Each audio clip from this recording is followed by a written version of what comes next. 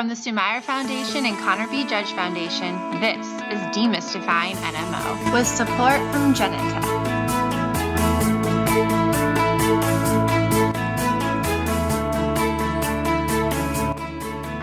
Welcome back to Demystifying NMO. I'm your host, Chelsea Judge. I hope you enjoyed our last episode, which was on the NMOSD diagnosis, where we went over the clinical parameters and standards, the international diagnostic criteria for NMOSD with clinician and patient Dr. Robles. And now we're going to walk into part 2 of that, which is, okay, you have the NMOSD diagnosis.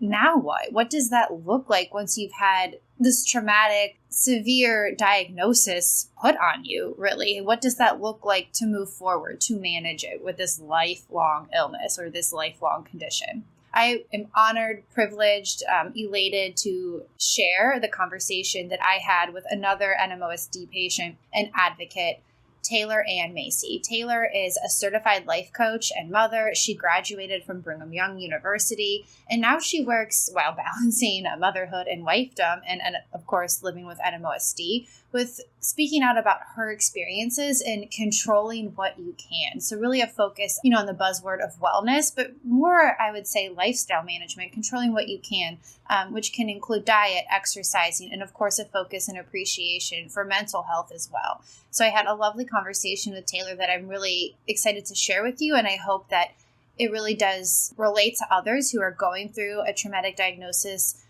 of the now what, of what you can do to move forward, controlling what you can, of course, including really an integrative approach. So meeting with your clinical care team, making informed, shared decisions with your neurologist, your neuroimmunologist, and then doing what you can on your own on the individual level. Nothing too extreme, nothing too crazy, just controlling what you can to have a really well-balanced mind-body connection and approach to move forward with the NMOSD diagnosis. So let's get into it.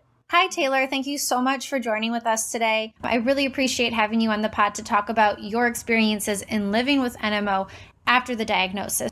Oh, thank you so much. I am really, really thrilled to be here. I find that connecting in the NMOSD community and having as much information as possible is one of the best things that we can do for ourselves. So I am really, really happy to be here. Absolutely. And when we had chatted a little bit previously, I really liked a lot of the key phrases or way that you express things. So this is really a topic where it's kind of more about integrative health. So we have focused so much on clinical visits and treatments for acute NMOSD relapses and preventing them and, managing everything with shared decisions with your clinical care team. But something that you said that stuck with me was no doctor has all the answers. This is a unique disease for each person. And I think really reflects how each patient with their clinical care team, with their family, with their friends, really has to navigate this in a unique way.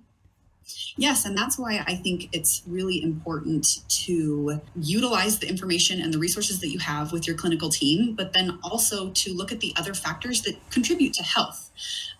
Nutrition, what you feed your body and how you move your body have a drastic impact on your health. And it also has a drastic impact on disease. Now, of course, I am not here saying that, eating more vegetables is going to solve something like NMOSD. However, I do believe that it can help in a way. And so I think it's vital for any person that has encountered this disease in any way that they put at least some measure of effort in the area of the fitness and nutrition and the mental health, in addition to the clinical team that you have supporting you. Exactly. In addition, this is not an either or thing. It is an altogether thing. You do your preventative medicine, you work with your clinical care team, you do the lifestyle or modifiable factors, right? Control what you can. Maybe let's back it up a little bit, because I'd really like to hear, with whatever you're willing to share, about your journey through NMO, what that diagnosis process was like for you, and then how that was impacted by your background, having educational background in fitness and nutrition. I am so happy to share it all. So I was initially diagnosed with NMOSD in October of 2019. And how it all happened for me is I had a cold at the time. I have no previous history of any type of chronic illness or any type of autoimmune disease. And So this was really out of left field for me, but I had a cold and I started to notice something a little bit funny with my eyes. And, I later learned that they just weren't quite tracking, but it wasn't, I just thought it was congestion or, nothing important. And then one day I woke up and I couldn't stand up straight because my eyes were so completely disconnected, and it was entirely physically and mentally discombobulating because I couldn't stand up, which is very contrary to how I normally physically behave in a day. And so I was really shaken by it and I didn't know what to do, right? When you have a symptom like that, what do you do? And so it was a whirlwind of appointments, meeting with neuro-ophthalmologists, getting those MRIs done. And eventually I met with who is now my neuro-ophthalmologist. And she, of course, was like, listen, I can't actually give you a diagnosis, but this does look similar to MS. So we are referring you to a specialist. And I got the referral and the appointment was like 6 to 8 months away. It was a long time. I think it was like in April or May. And so I was trying to make peace with this idea of MS. And I had a friend from high school who is a medical assistant to a neurologist near me. Our moms are friends and they were talking about it. And it just, again, kind of snowballed where he was like, can I see your scans? He said, can I take your scans to my doctor? I just feel like something seems a little bit off here. And, kudos to him for having intuition. It's just a medical assistant, right? He was so brilliant and I love him forever. But he took the scans to this neurologist and I got a call that said, can you come in tomorrow? Like, before we open the office, I need to see you tomorrow. This was someone that I'd never met and was so willing to see me based on what he had seen in these scans. And so it was that next day that I got this diagnosis. And I think I was receiving my first treatment, a few weeks later. I've heard a lot of NMOSD stories and they just range. They're all obviously dramatic, like one of these like unbelievable stories. But I want to pause because, that is also uniquely, traumatic and also dramatic, right? And the fact that NMOSD patients always, quote, feel lucky by a quick or swift diagnosis that's based off of connections in some way, where obviously everyone should be that, quote, lucky if you're going to get, a traumatic disease like this. So just pausing for that and validating the valid. Wow. So that's a whirlwind. And then how, at that time, I know you're a mama now. Were you a mom at that time? Like, just how did you as a person cope with that, right? We heard the clinical, we know how it was diagnosed, but like, how did you as a person cope? Well, it was really interesting because I don't think I've ever felt so much helplessness. Because even still, it was like, okay, well, for a day or two, I thought it was MS. And then, now I've got this weird thing I've never heard of. And now they're saying it's a chemotherapy infusion regularly. That, like, it was all these things where I was like so completely disoriented and felt like I had nowhere to ground myself. At the time, my son was 3 and my daughter was 7 months old. And I remember they had put me on an IV of steroids for a couple of days. And I remember, like, right before I had gotten the IV, I was sitting at the table breastfeeding my 7-month-old and being like, this is the last time I'm going to do this. I planned to for a year, and sitting at the table just in tears being like, well, this is the last time I'm going to do this because I'm going to have to be on this IV. And we could have figured it out, but there was just so much going on where it was like, it's just too hard. And so I just remember thinking, I don't know where to land here. And so for me, that's where it was like, I don't have any answers. And I did have some, but it still just felt like I had no idea what was going on really. And so I had to just return to what I knew, which was, okay, how can I nourish my body today? How can I move my body while I can? How can I talk to someone and be able to process all of these emotions and thoughts that I'm having? How can I take care of myself in the best way that I know how to when everything else is really out of my hands? Wow. Another thing that really struck with me that you said was about just like, when you first get the diagnosis, right, there's like all this chaos going around you. And my husband, when he was diagnosed with MS, he was saying how everything else after what the doctor said, it was like from Charlie Brown, the Peanuts, like, wah, wah, wah, wah, wah, like that, like nothing else mattered. And he was like in a black hole, like, because your life changes like that and your identity changes, all of this. And so I think it's amazing and inspiring and also really powerful that you were able to be like, no, I realize this is all chaos, but I'm going to control what I can. I mean, wow, that you had such like a healthy response to that. I'm sure, nothing is that linear and it's not that clean, but right. Still, that's... Yeah, it really wasn't that linear for sure. And there were moments of just feeling completely lost. And I remember after my husband and I just sat in the car and sobbed. And I've never seen him cry like that. And it was just like our whole life seemed like it was completely flipped on its head. And so, there was a lot of that too, but I think that was where the getting help part was so crucial, because I could be that. I had space to be hopeless. I had space to be devastated. I had space to feel all those things in a constructive way and not feel like all of those emotions and thoughts were going to kill me, right? It's like, okay, I can develop the skills for how to feel these feelings. I can develop the skills for how to manage this. I think that was completely crucial for me. Oh, I love it. I mean, and not just people who are navigating scary diagnoses like MS or NMO, but even when you just have like another horrible event happen in your life, people who are going through divorces or just any turbulent time. Someone close with me, when she was going through a divorce, she's like, I just didn't want to have a heart attack. So I went to the gym. I did what I could because I just didn't want to have a heart attack. So I think that it's really empowering what you're doing, and like another like healthy release for all of the like really intense, stressful feelings. So what did that look like for you? I could understand where like it would look a little bit different for each person based off of potential like disability. What does that look like for you? Well, I definitely have become a lot more present, where it is just like I have today. I can still walk today. And so I did my best to really make that a priority after I got the diagnosis. And I actually got really into CrossFit. And it was like, okay, these are, crazy challenging things I've never done before. And if I have today to do them, I want to try. I want to prove to myself that I'm more capable than I believe. And of course, with every person with this diagnosis, there are physical limitations based on every individual's symptoms. And so it's not like I can just say, well, go work out more. But again, coming back to the idea of controlling what you can, if you are able, at least in my mind, that was how I approached it. And so I have been able to, really get stronger than I've ever been before in the last 2 years and do all of these things I never thought possible, just because I've taken it day by day and saying, this is what I have. I'm going to really see what it is that I can do. And it was interesting because at one of my appointments last year with my clinical team, they were looking at my scans, and we were doing the tests, the walking and the touching the nose, all the things, and they were a little bit baffled, and they're like, you're telling me that you're still able to walk? And I said, yeah, no, I not only can I walk, I can still do a lot of other things at CrossFit. And they said, you have the scans of a paralyzed person. The fact that you're walking is unbelievable, right? And so to hear that is both like, wait, that's amazing, but also what? Terrifying. Yeah, right. Oh my gosh. Okay. Wow. So much to reflect on here. So I'm a scientist by background, and so I'm motivated heavily by data. I love hearing amazing stories, and then I'm like, how is that working? Is that, and back to the point of like integrative medicine, do all of the things that you can control that is going to keep your disease at bay or as low as possible, right? Meeting with your doctor, getting that preventative medicine, et cetera, et cetera.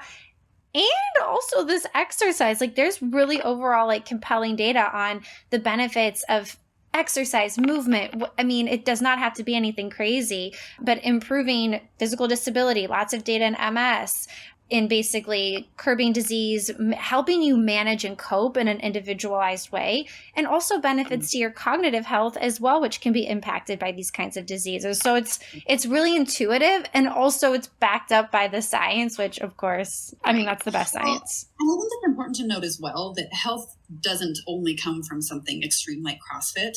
Our bodies are meant to move. They are meant to walk. They are meant to, get that blood flow going. And so regardless of whatever the movement is, just being able to integrate that into your life immediately jumpstarts your health and your nutrition without having to do anything wild. But anyway, I'm very, very passionate about that as well, because I can hear it in your voice. I love it. You've related so much as like knowing yourself well enough, like, sometimes I think you said before last time we chatted, caring for yourself in a mindful fashion. I like how you put that. And I think so much of that is so important for NMO patients, because this concept of spoonie theory or spoon theory, that patients with chronic diseases like NMO, they have a finite number of energy units, which are spoons, while someone without a chronic illness has an infinite number of spoons. But if you have a finite number, you need to be really mindful of what you're doing. And while exercise, movement, long-term, amazing benefits for overall health, it can seem counterintuitive in the moment when you're feeling very fatigued or you don't have any spoons left to just say, no, not today. What are your thoughts on that and managing it? Because it can be difficult for the healthiest of us, let alone people managing NMO. Absolutely. Well, and we do have a finite number of spoons of mental energy units in a day. That's why we have to sleep at night to replenish all of those. And no one knows you better than you, and no one knows your body better than you. I mean, you could have a clinical team that knows a lot of the scientific pieces of what's happening there, but no one can really know what's happening better than you. And so that's why it's important that, number one, you have to be your own best advocate. And whether that means speaking up to your clinical team about something, but also listening to your body in terms of what it needs. I like to, a lot of times when you have a lot of emotions coming up around this, whether it's specific to something or just in general worry, anxiety, those emotions can take up a lot of mental energy. Worrying about things and feeling upset about things can take up a lot of mental energy. And so that's why I am such an advocate for having a therapist, having a coach that you can go to work out how to not waste energy units on all of those emotions and be able to reserve those other ones for what you want them for. Yeah, no, I hear what you're saying. So I think this is a really good transition too. So after your NMO diagnosis and just really going through that process of upheaval, which it forces, tried to take back some control, some power with making sure decisions with your clinical care team were moving. And it also sounds like mental health is a big passion and focus area for you too. So also seeing a therapist was essential. Is that a good word for coping? That's a great word. Yeah. Well, and especially because our team generally isn't available 24/7 and perhaps the way we might need. Of course, there are amazing doctors that are giving us as much of their time as they can, but sometimes are things happening for us that we don't have the immediate clinical team there for. And so that's why, at least the emotional piece. And so that's why having a therapist regularly, there was a time where I was getting coached. I had a coach and a therapist at the time every single day. And so for me, that was what I needed, right? Because nothing was really changing with my body. Things were just moving along at whatever speed that they had to. And I was waiting on insurance approval and all the things. And so everything that I was dealing with required a lot of attention that clinical team couldn't quite provide. And so knowing that I had a space to parse it out and solve and develop skills for made everything so much easier. Oh, I mean, I completely agree that I can tout the benefits of therapy. How did you find a therapist? I think for some people who are new to therapy might be a little bit overwhelmed, as all NMO patients can understand just by the healthcare system, period, is overwhelming. Do you have any tips or suggestions for people just getting into therapy?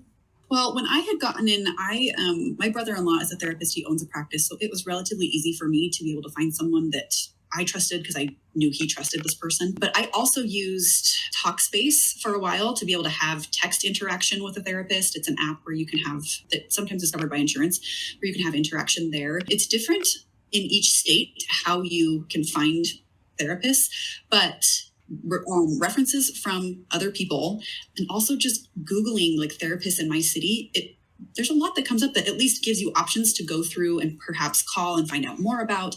I also like to give people permission to try as many therapists or coaches as they need before they find one that they love, that they really resonate with. It's such a work that's worthwhile because you want that person to jive with you and you want that person to be your safe space. And sometimes you just don't match with people, and that doesn't mean anything's wrong, but you just have to keep searching to find those people because it's for your own benefit. Oh, I love that you say that. Shop around for a good therapist. Yeah. People shop around for a good blender. Shop around for someone who you're going to tell theoretically your soul to. Yeah, I've heard some people have recommended, like you said, Google Psychology Today and to find one that fits for you. And there's also just a lot of different types of therapists. My therapist is a social worker by background, so an LSW social worker. I know there's PsyDs, PhDs, MDs. Right. A lot of times you can get in with a single therapist, and even if you're I don't feel like this is good, but what do you recommend? This is more of what I'm looking for, when you can look at a therapist and use them as a resource to say, hey, I think you're great. And also I feel like I need more support in this area. Do you have any recommendations where I can go? Well, just like when you go to the doctor, you go to a neurologist for NMO, and then you go to an OBGYN to have a baby, etc. There's different types. Because we're focusing kind of on a topic of wellness, and there's so much misinformation specifically, everywhere, but also specifically within the wellness space. Do you have any recommendations for other NMOSD patients, MS patients, for cutting through the noise and the misinformation on the internet? That's a good question. I feel like I've done that for myself in a way. I think that cutting through the misinformation is just about finding people that you trust and finding people that make you feel good. If there is information out there that makes you feel terrible, it's probably not helpful to spend any more time looking into it. And can you elaborate that on like the makes you feel terrible? Yes, there is a lot of information in the quote unquote health world that makes you feel like you're doing something wrong with the way you're approaching your health, that makes you feel like there is something that you are missing. Thus, you are less than because maybe you don't know about this trick or this way to eat or this way to exercise. And the honest truth is that there aren't really any secrets about health. People just like to pretend that there are as a way of selling something.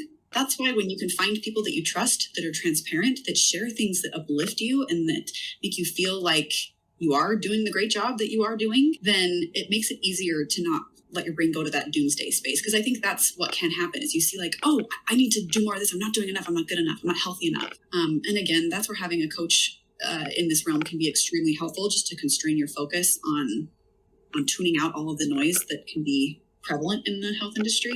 I really love what you said. Obviously, there's a level of personal autonomy and accountability, and that's empowering.